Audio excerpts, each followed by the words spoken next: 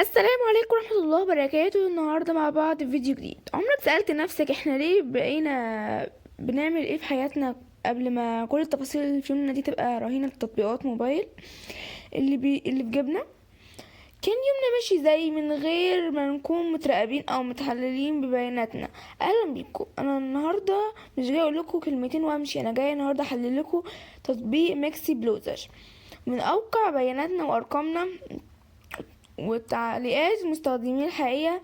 بعيد عن الكلام والإعلانات، التطبيق ده بيسوق لنفسه إنه سريع وسهل، بس الحقيقة تقنية بتقول إن السريع المتصفح في تطبيقات مجهولة ده غالبا بتيجي على حساب الخصوصيات.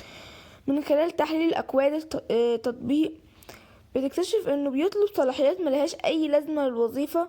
متصفح غير وصول للبيانات الجهاز، تعديل ملفات، وده اللي بيخلي المستخدمين يشكوا في بلاي ستور ومن انه تقيل وبيعلق وبيستهلك البطارية بشكل غير مبرر.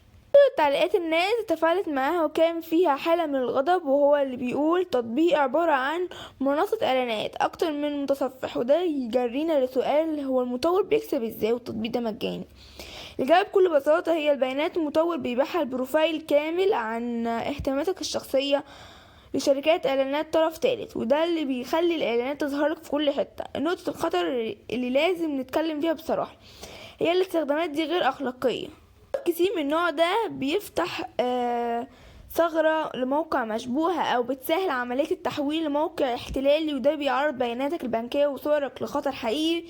لو عايز تستخدم بشكل صحيح اقل صلاحيات من اعدادات الموبايل، بس نصيحتي كخبير بلاش بدايات مضمونة ومجرب عالميا كتير، واولهم بريفت.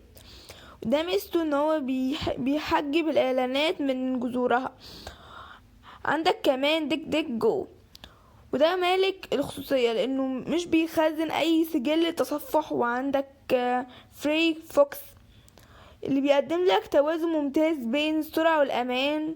تطبيقات جوجل بلاي كتير، مثلا جوجل كروم ممكن تكون اسرع، بس دايما في خصوصياتك مقابل خدمات جوجل. قبل السؤال في البداية، احنا كنا عايشين ازاي زمان؟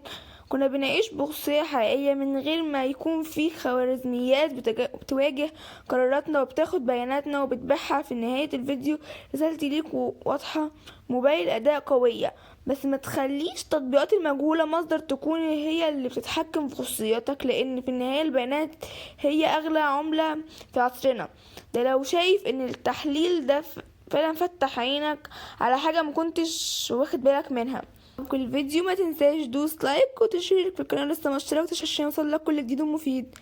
سلام.